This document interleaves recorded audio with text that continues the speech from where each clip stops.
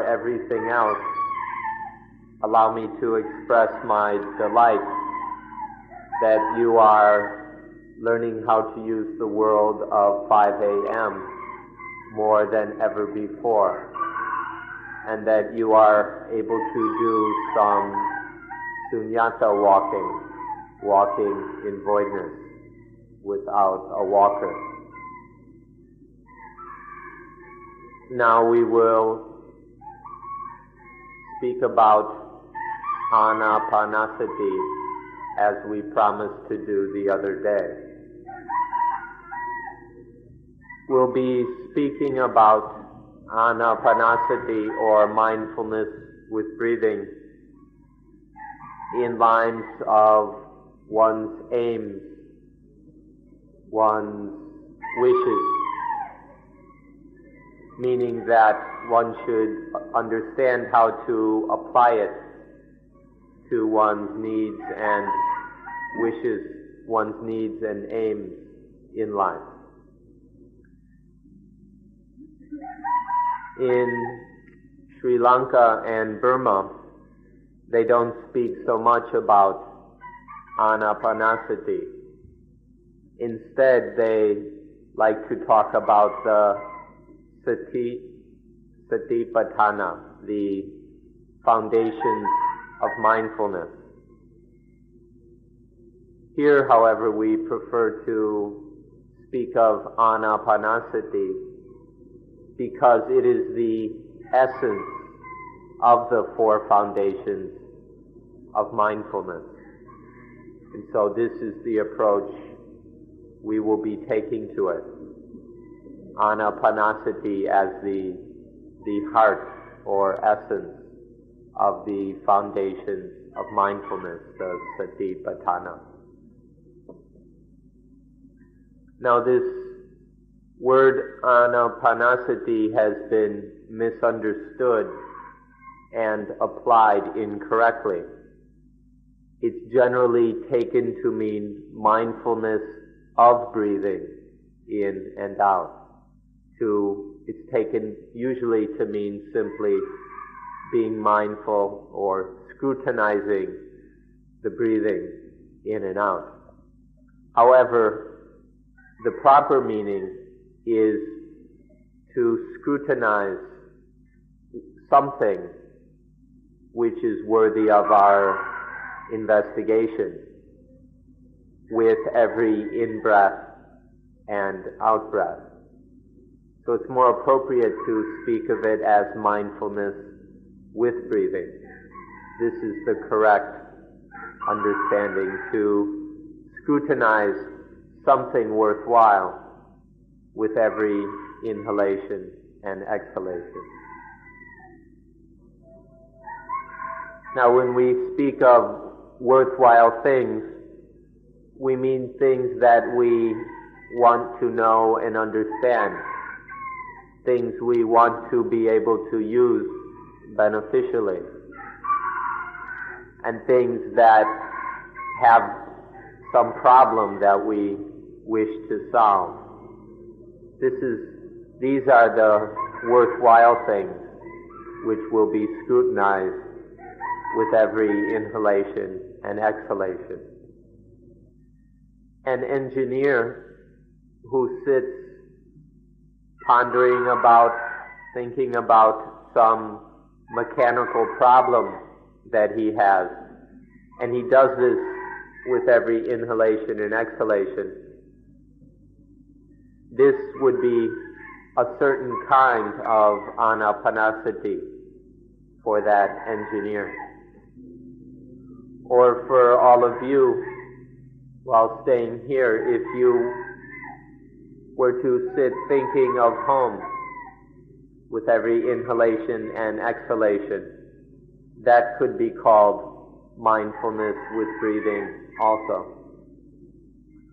So this is the correct meaning of anapanasati, which you ought to understand. To scrutinize some worthwhile object or dhamma with every in-breath and every out-breath. one is able to apply this system of practice and investigation to anything that is troubling one or which is a question in one's life.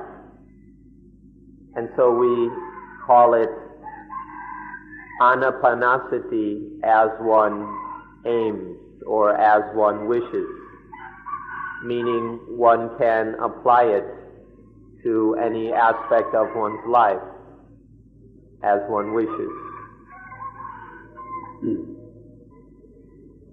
This approach can be applied on many levels, from the lowly levels to the highest level, from ordinary worldly concerns and matters to things having to do with Dhamma, with religion, to spiritual matters. Especially, we can use anapanasati to regulate, manage, or control lowly and harmful things. In particular, the flow of dependent origination, which we discussed the other day. If one has anapanasati, one can control that flow so it doesn't turn into dukkha. And the thing that we wish for the most in our development is to work with enjoyment and be happy while we work. This is something everybody is looking for, to be able to work, to enjoy one's work, and to find happiness in our work. This is something that will be quite possible and easy when one is well versed in anapanasati.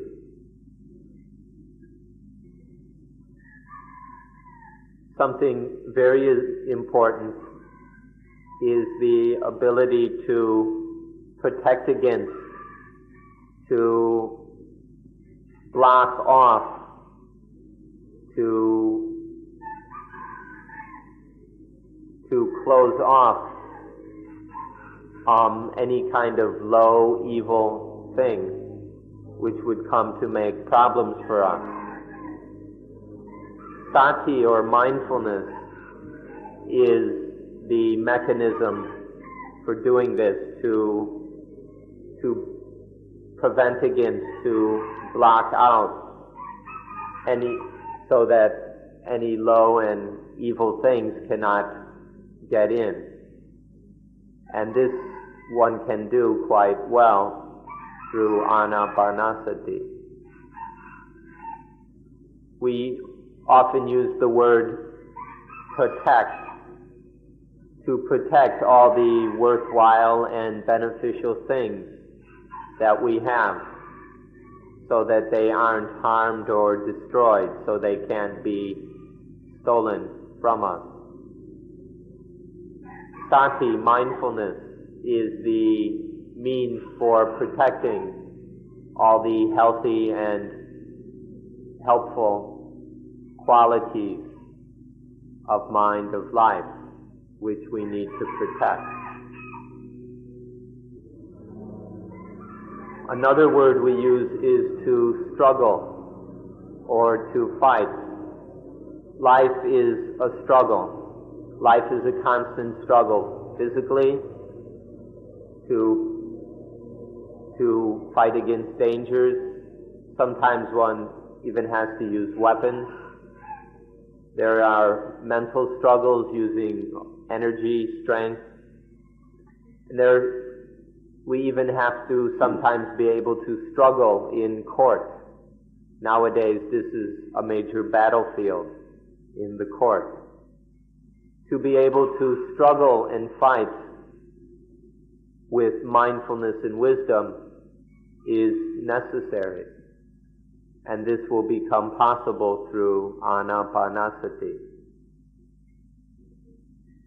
Or if we speak in a way somewhat unique to Suan Mokkh,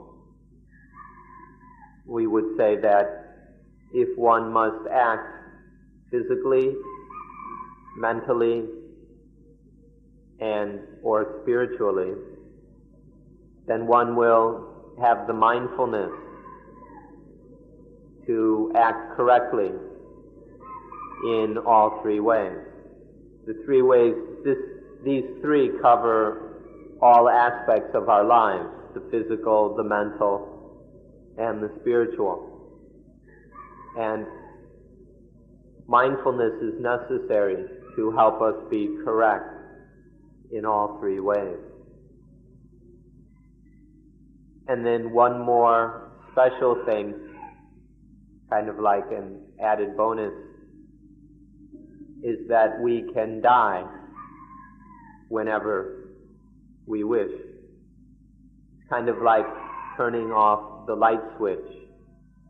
One can switch off the light or the electricity whenever one wishes.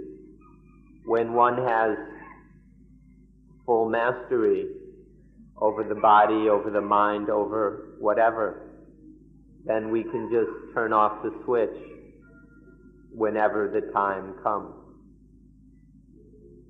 There's an example of this in one of the ancient texts.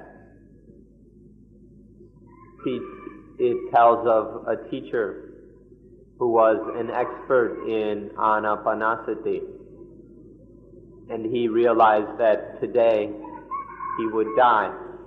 So he called all his disciples together, and they met in a field. And he had one group of disciples stand at one end of the field and another group at the other, and then a third group in the middle. And then he walked back and forth from one end of the field to the other.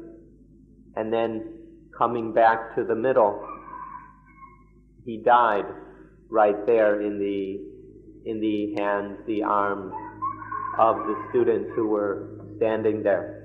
He was able to die right at that moment because of his expertise in anapanasati. What this means is that one is able to set the point of death in this breath or that breath, that one is able to determine the breath with which we will die. Even if one is run over by a car, one still has the mindfulness to know that one is about to die, and one can set the breath in which one will die, as long as one doesn't die first. And so one, even if involved in some fatal accident, there's always a moment to be mindful, to know that this is it. This is the moment of death. This is where it stops. So one can die just like turning off a light switch, if one wishes. Now, if you don't believe us about this, then go and try it for yourself. That's the only way to know for sure. Okay, let's now look at the meaning, the essential meaning in this kind of training or meditation. What will be this training is a development of mindfulness. We develop the ordinary mindfulness that is natural to all of us. Now, the natural, ordinary mindfulness that we all have isn't very strong, it's not very quick. And so we will train it, develop it, until it is the highest level of mindfulness. a mindfulness that is never too slow, that is always on time.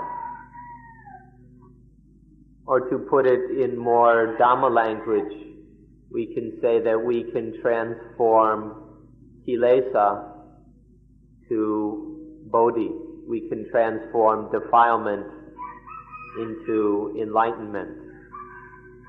With mindfulness, one can transform the things which are low, unclean, confused, into things which are bright, clear, distinct. This is another advantage and benefit of sati, mindfulness. To put it another way, we will be able to sublimate the strength of the defilements and transform that into a strength, into energy, which is useful for enlightenment. This is very interesting. We don't have to go and find a new kind of energy or strength. We can just sublimate the power of the defilements and then use that power for the sake of enlightenment. This can be done using mindfulness. Now we'll look at a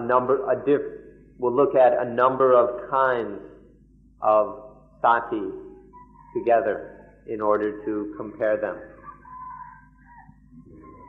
First, there's the natural, instinctual mindfulness. This is the sati that we all have, that we've had since birth. It's the sati that allows us to function in our ordinary lives, in our ordinary world. Without this, we'd all be like drunks. We couldn't walk straight. We couldn't pick up food and get it into our mouths or do anything else correctly. So there's this natural mindfulness or sati, which allows us to do all these normal everyday activities. However, it isn't enough. This instinctual sati isn't enough. Its capabilities are limited. Therefore, we must develop it further. This ordinary instinctual sati usually arrives too slow, and it's often not enough, not strong enough. For example, if we're going to yell at someone, sati comes too slow to stop us, and then so we go and yell and say something stupid and then feel bad about it. Or there's some mindfulness where we are aware of this impulse to yell at somebody, to criticize them, but the sati isn't strong enough to stop oneself, to hold oneself back. And so one goes ahead and yells, screams, and then does this embarrassing thing. This is because ordinary instinctual mindfulness is a little bit too slow, or it's not quite strong enough. Now we'll look at the mindfulness which has been developed. It will be very fast as a lightning bolt. Well-trained mindfulness is never too slow. It's never too late. It always arrives on time. Further, there's enough of it. There's sufficient mindfulness to do the job. And third, it's vigorous. It's strong. This mindfulness has enough strength and vitality to do whatever needs to be done. The reason for this is because this well-trained sati has panya, or wisdom, with it. When we develop sati, then it is more and more accompanied by wisdom, or we could say wisdom is mixed or integrated with it. And this will give then sati its speed, size, and strength. We call this the sati that serves wisdom, the mindfulness which serves wisdom. Here mindfulness acts as a vehicle, the vehicle that delivers wisdom. Through our practice, we're steadily developing wisdom. As we store up more wisdom, then it needs to be used. If you've got a lot of wisdom, but never apply it you have lots of intelligence, understanding, and all that, but are unable to apply it to your life experience, then it's wasted. It's mindfulness that allows us to apply wisdom, to bring wisdom into action in whatever situation is confronting one. Whatever one is experiencing, whether through the eyes, ears, nose, tongue, body, or mind. It's mindfulness that will bring wisdom into play, to make use of the wisdom in that specific situation.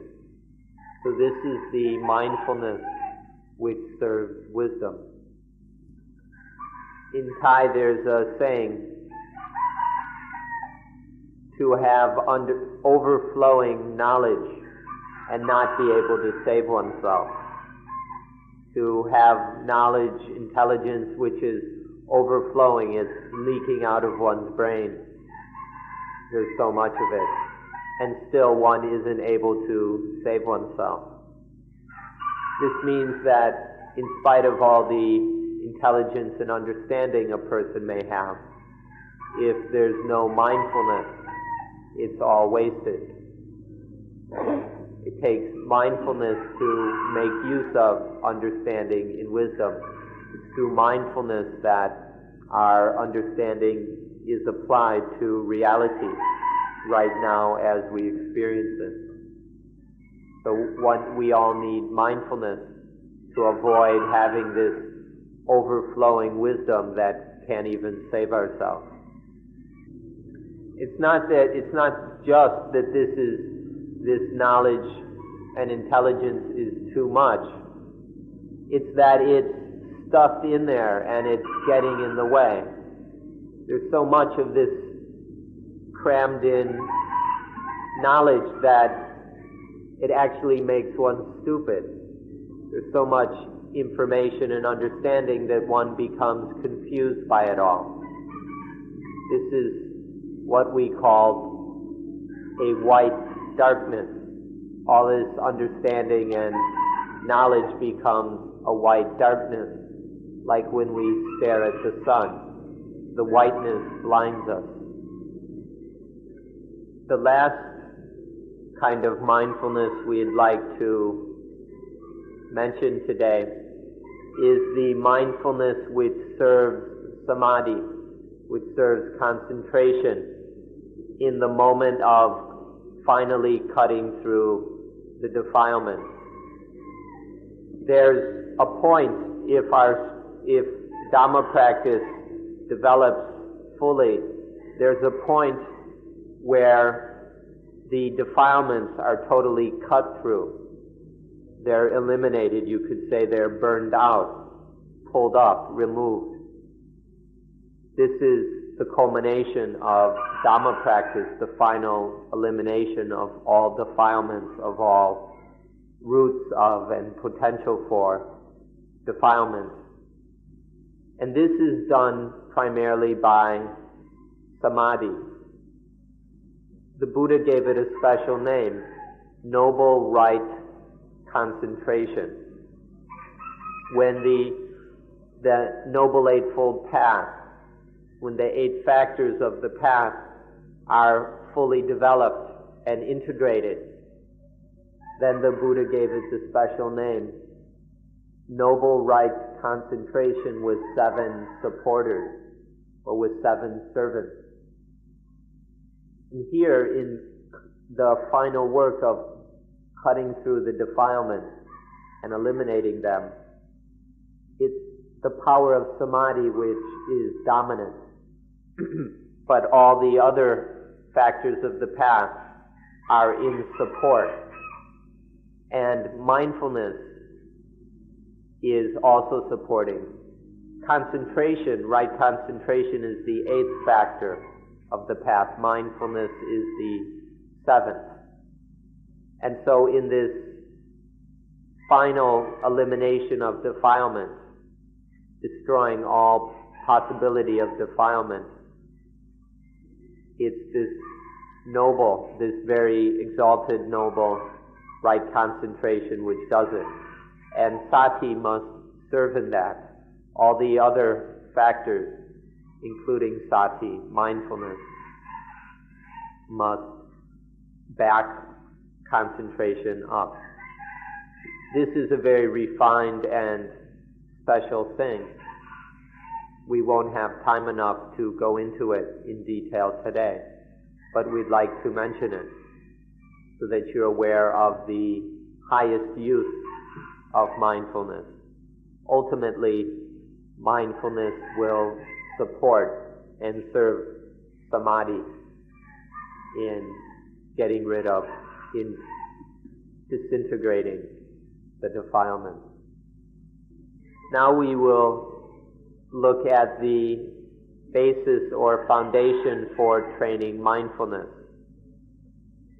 The foundation for training sati is to regulate the breathing. To regulate the breathing so that it is in a condition or in the shape that we require. This is the foundation for training mindfulness further. This is an ancient Indian word, the word pranayama, which is to control or regulate the breathing. Breath regulation is pranayama. This is a kind of knowledge or science which has been studied and developed in India even before the religious system developed. This has been known for many thousands of years. How to regulate the breathing, to use it for the needs of human beings. So this basic regulation of the breathing, or pranayama, is the foundation for training mindfulness. Now, primitive human beings who were still living in the jungles and caves and running around naked knew how to use the breathing. This knowledge of pranayama goes back very far, even to the most primitive peoples. They knew how to use the breathing to assist them in their life's activities. This has its basis in the fact that even animals are able to use their breathing to regulate their bodies, their minds. Even dogs, for example, know how to kind of sigh, to let out a long breath, which relaxes one. Or animals know how to pant. They use their breathing to cool themselves, other times to calm themselves. So, on one level, this is rather instinctual. Even animals can use their breathing to maintain a healthy, balanced state. And then our ancient ancestors were able to apply this. They could use it in many different aspects of ordinary life to maintain the body's health and the mind's stability. It even was used superstitiously. For example, to blow on children, to kind of scare the spirits away so that the children would not be afraid. So in many different ways, our most primitive ancestors had the ability to use the breathing for benefits in their lives. You all do this yourselves. There are times when you just take a deep breath. You just take a quick, deep, long breath in order to calm the mind. There's something disturbing you. You just take one of these quick breaths, long breaths, and it calms one. You'll see even children doing this. Children do this. It doesn't take any training. Nobody has to teach us this. It's just a natural mechanism that all of us use sometimes to free our minds from things that are bothering it. So we can use the breathing in these ways to free us from the things that are disturbing us. Now, this natural use of the breathing is not very well developed, and so we need to develop it further and further so that we can deal with larger and broader problems, so that we can learn to use the breathing in all situations to solve any kinds of problems. So please study the natural facts of this.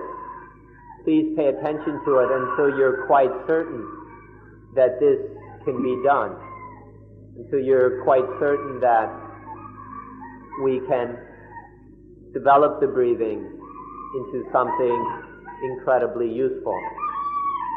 It's important that you look at it this way if you are to have sufficient interest and appetite for practice. We will look at some ways in which regulating the breathing has benefits for us. The first benefits are physical. We can use the breathing to make the body fresh, alive, so that it's most efficient. The breathing can make our bodies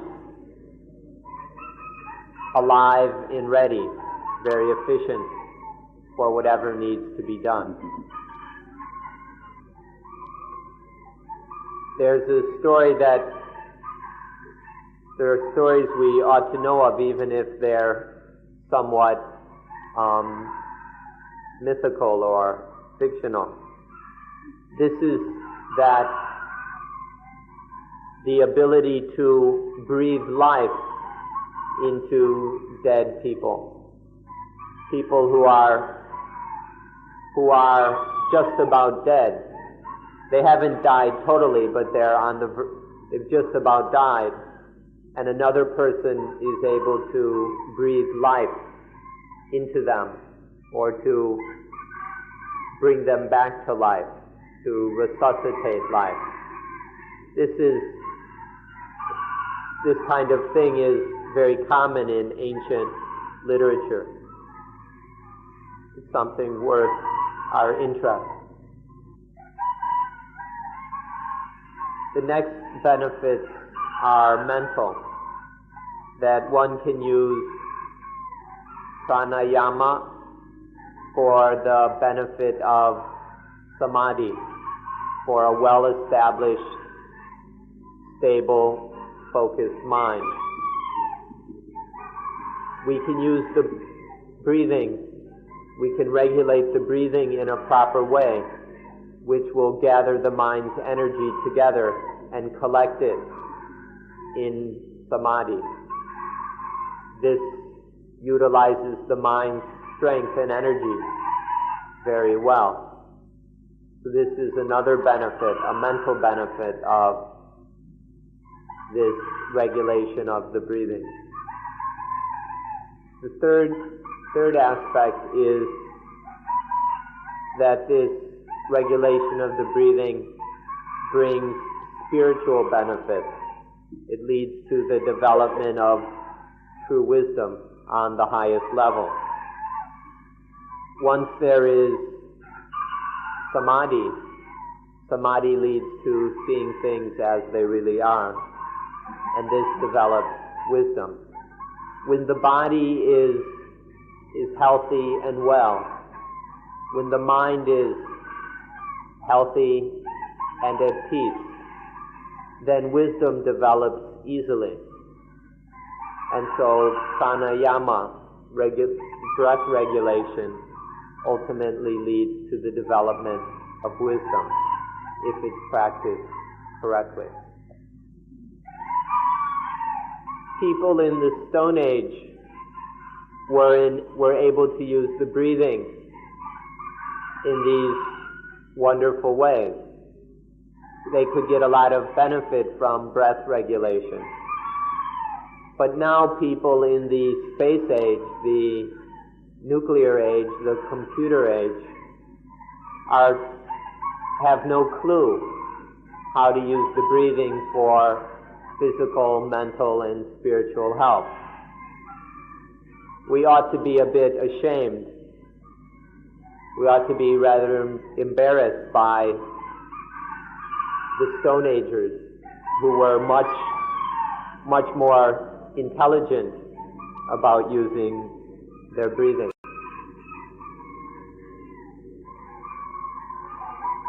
It might be because we love our computers too much. We love our computers so much that we aren't at all interested in making use of nature.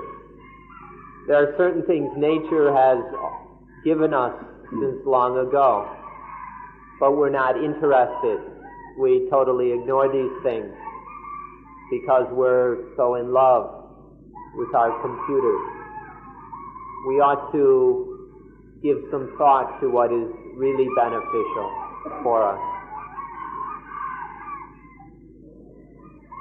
Now we'll consider some necessary components for training mindfulness. Or sometimes we speak of meditation as mindfulness training. Sometimes we speak of it as developing samadhi. Either way, it's necessary to have an object, or in Pali, an aramana.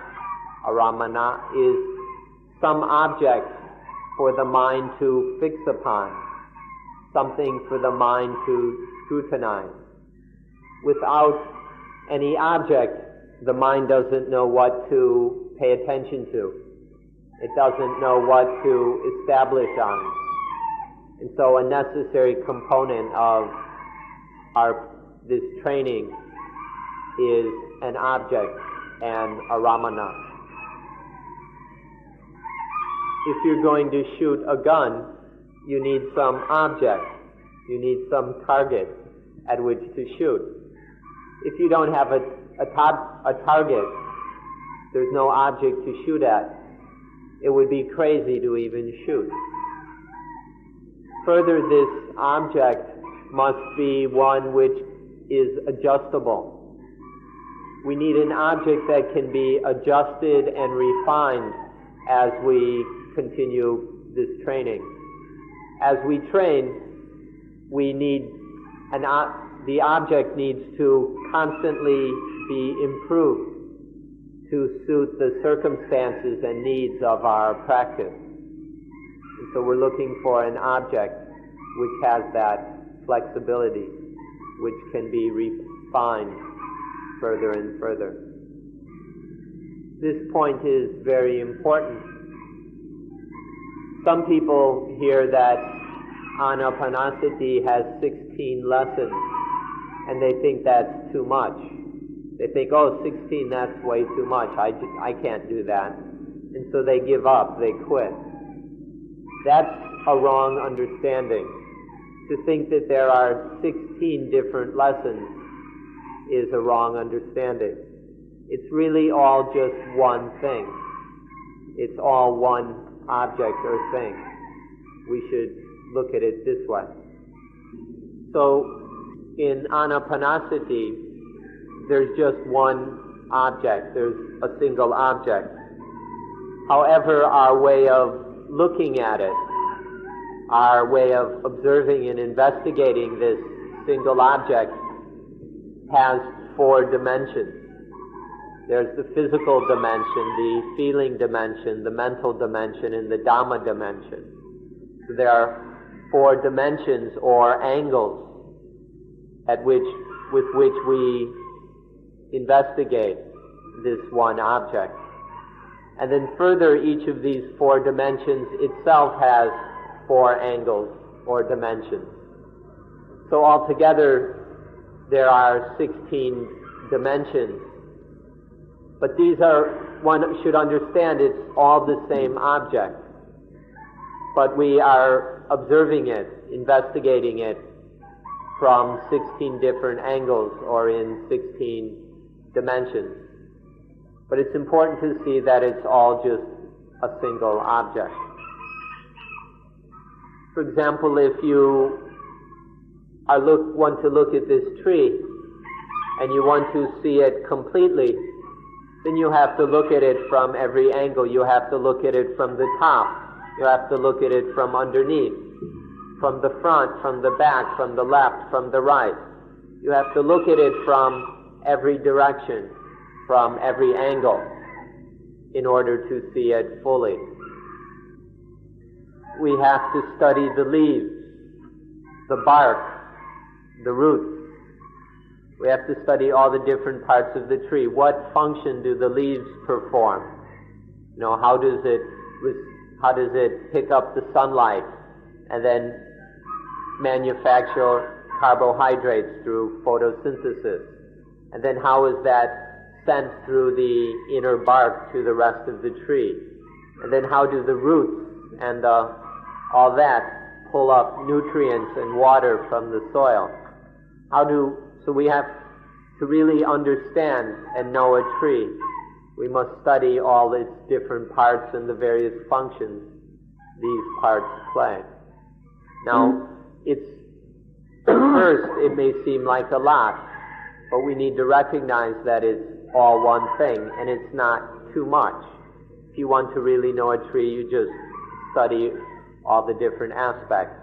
It's not too much. It's not beyond our ability. Or when we look at another person, if we want to really know another person, we don't just look at their face. They could always disguise their face and fool us.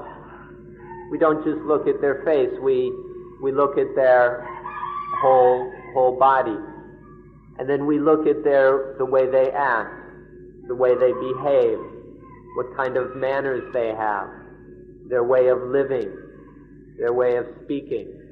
We study all aspects of them very carefully in order to really know that person.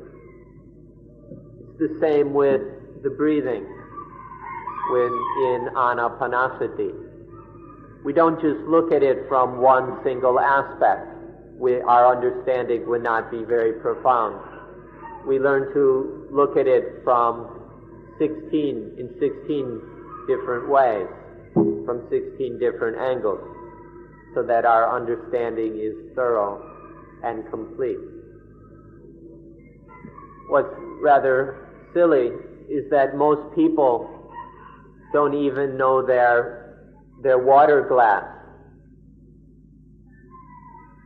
All they know is the glass from the top when they pick it up to drink. Most people don't really know the water glass. They've never turned it over to look at the bottom, for example. This is how most people are. They They don't even know the water glasses they're using. And now we'll look more at the ways of scrutinizing, of investigating the breathing. We'll be looking into the breathing or at the breathing in different ways in order to study the necessary components of life. Life can be broken up, or at least distinguished into different components. There is life itself. There are the causes of life. There are the problems or the dukkha of life, and there is the solution or the curing of those problems and dukkha. And so we'll look at the breathing in 4 dimensions. The physical dimension, the feeling dimension, the dimension of the states of mind, the mental dimension, and finally the dimension of Dhamma. First we'll observe the body. We'll observe the body because all this flesh and blood that makes up the body. And we'll explore the breathing as part of that body. The breathing is part of the physical existence of the body. We begin with the body because this is the foundation of life, and all the problems and difficulties of life are based upon the body. So we'll begin our investigation on this basic level, the physical level. This is called Kayanupassana, contemplation of the body. So mindfulness is applied to the contemplation of the body. Now the Vedana, the feeling, arise toward the body. We feel the different aspects of the body.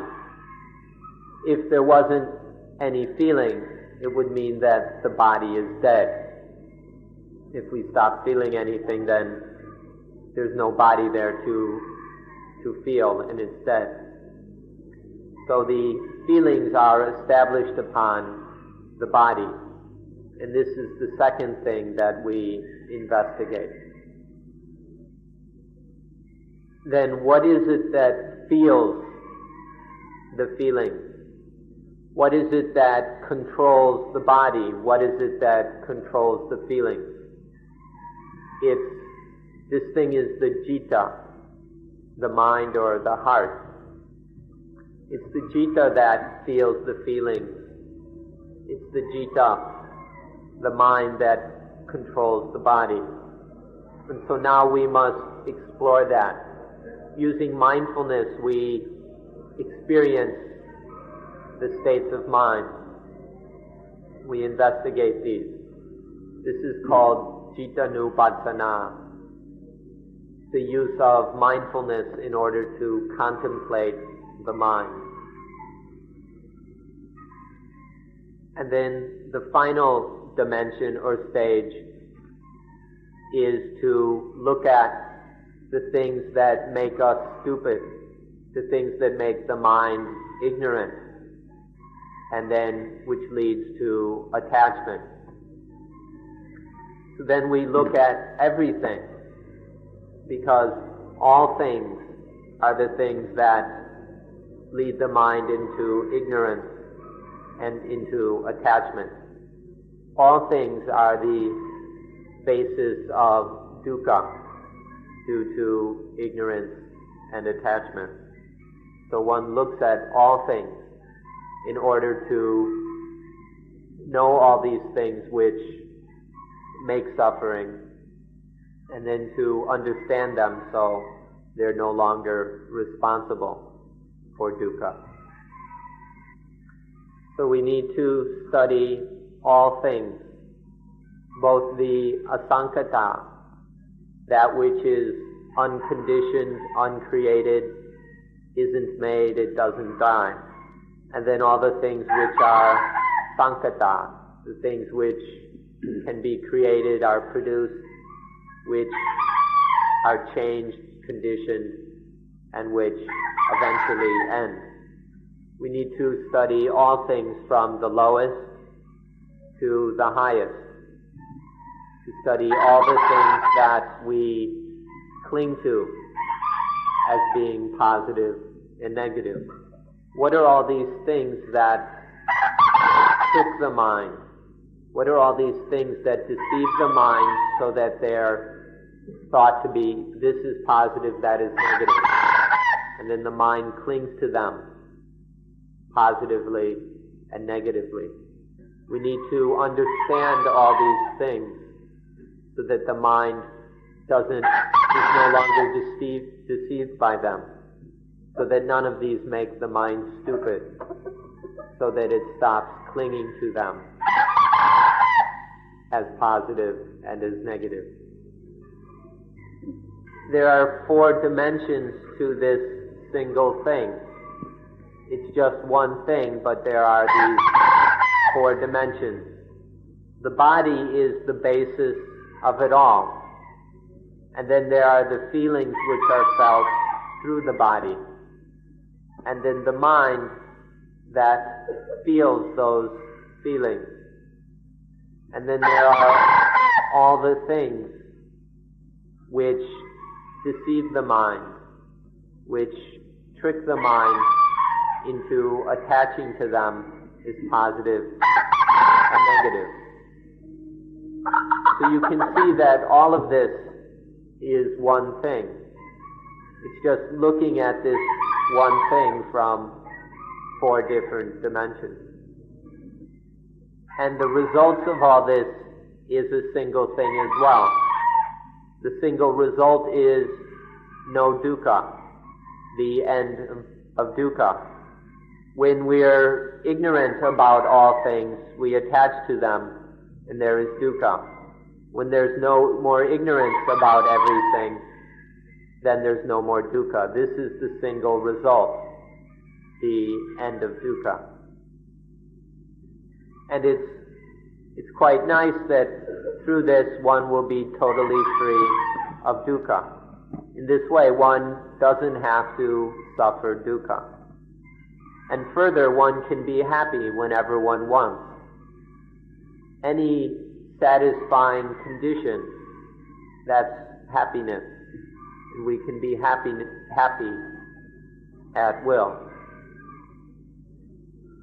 There's an important secret that this system of study and investigation, this way of practice and training, and the results that come from it are all natural. All of this is natural. It doesn't belong to any particular group or individual or race. All the things we are talking about can be practiced by anyone, by any human being. These things are, this reality, these facts and ways of dealing with reality are totally natural. It doesn't belong to a particular race. Anyone can practice it, whether one is from Europe, America, Australia, Japan, wherever. One can make use of these things because they're natural. This prehistoric man was able to make use of these natural facts, and so can all the descendants of prehistoric man. This doesn't depend on time, it doesn't depend on place, it doesn't depend on culture, language, or anything else. These things are natural and universal for all human beings. So don't go and think that this is Buddhist. that these things belong to Buddhists, that this is Buddhist meditation or something. It's not. It's totally natural. It belongs to all human beings, to all living things. However long the universe existed, this principle has existed, that wherever one goes, whether into the heavens or the hells, if they exist, this principle applies everywhere.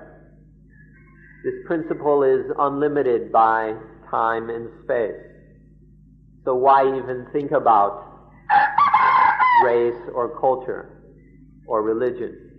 This principle is absolutely universal.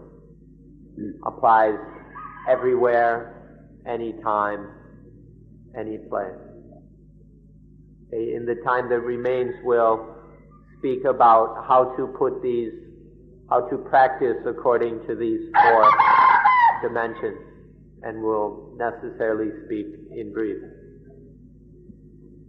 As for the body, the first dimension, you've already been taught how to work with this over at the meditation center.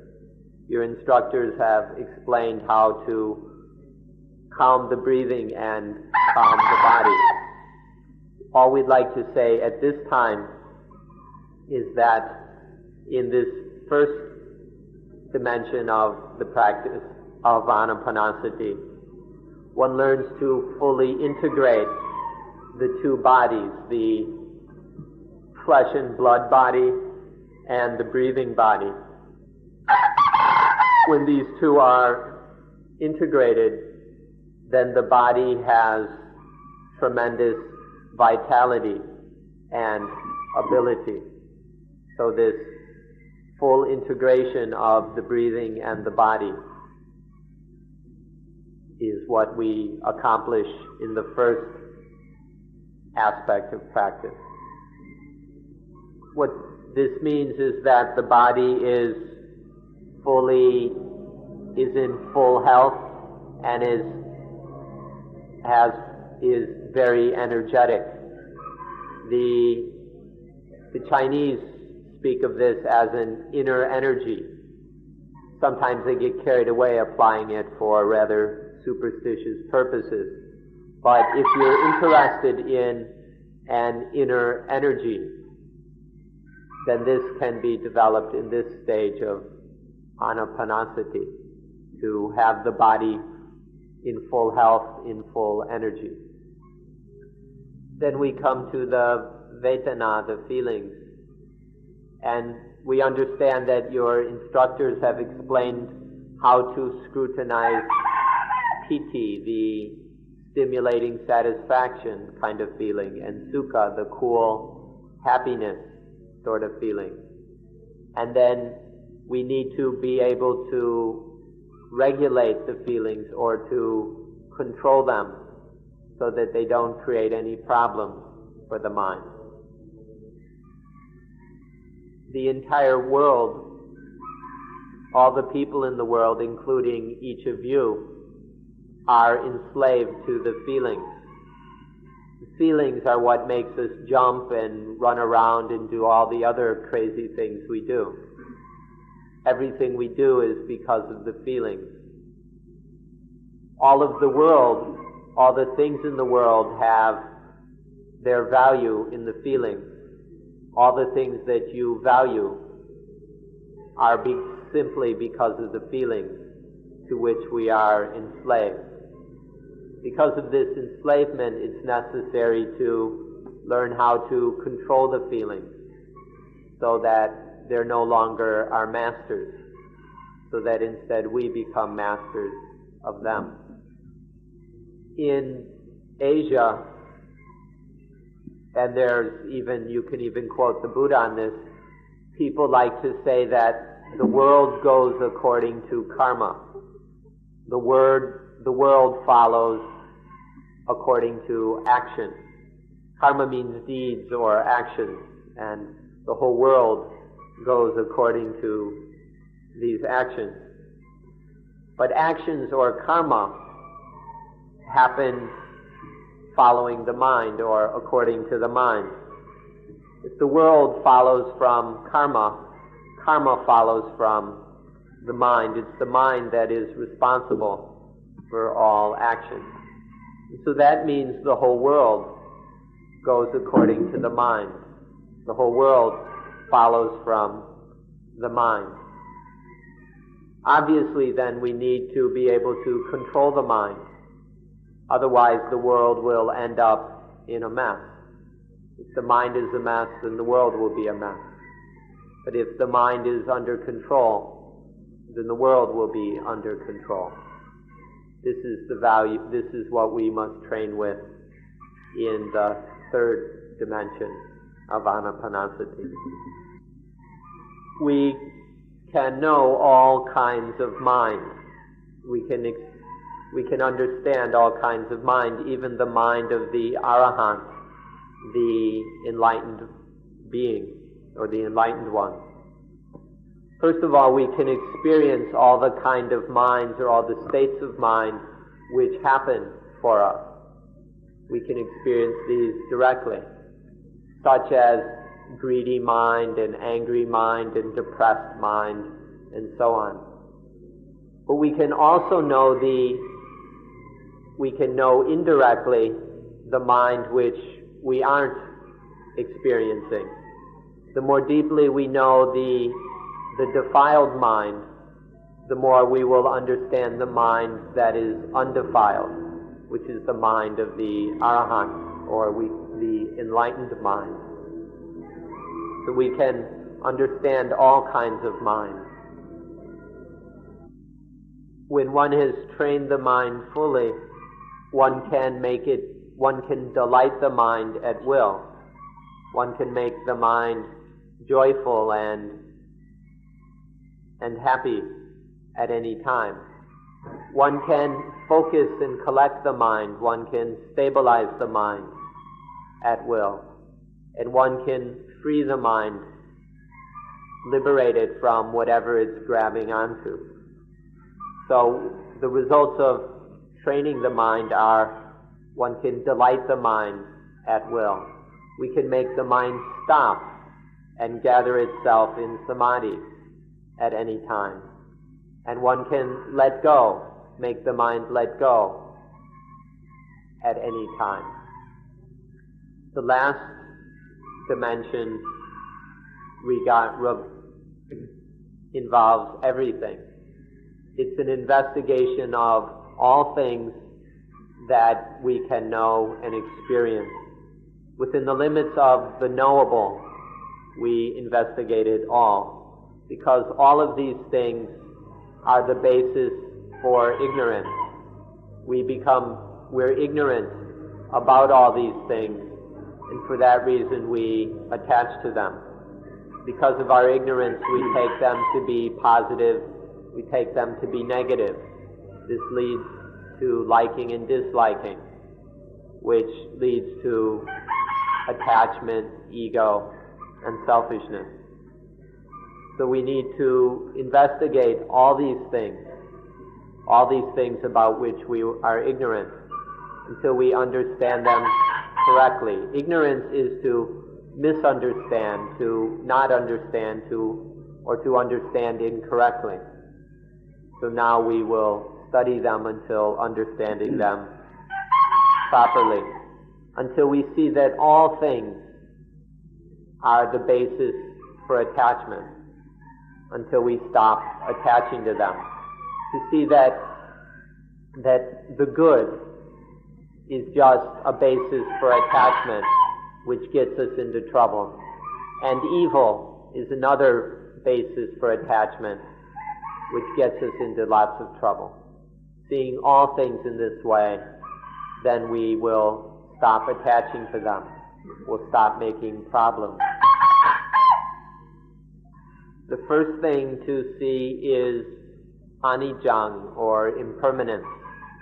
All things depend on their causes and their conditions. And as the causes and conditions change, the things change. It's impossible for things to remain still, to be motionless. It's just their nature to change. And this inherent change is the impermanence we need to see. This is the starting point of understanding things as they really are. In realizing the impermanence of something, then our attachment to that thing begins to fade away. The more we see impermanence, the more attachment fades away. This fading away of attachment is called viraka. So we need to observe and study this fading away of attachment. When attachment dissolves and fades away, when it keeps fading, it eventually ends. When attachment ends, all dukkha ends, all the defilements end, all our problems end. This is called nirodha, the quenching of all fires, of all dukkha. This is the next thing to observe the quenching of attachment, and with it the quenching of dukkha. The fourth lesson of this final dimension is the consummation of this training. It's called to throw away or to throw back all those things that one is attached to. Now that there's no more attachment, they can be thrown back to nature, to their rightful owner. This is called patinitsaka, tossing back, throwing back all these things to nature. This is the fulfillment and consummation of this training. All life belongs to nature. All life comes from nature.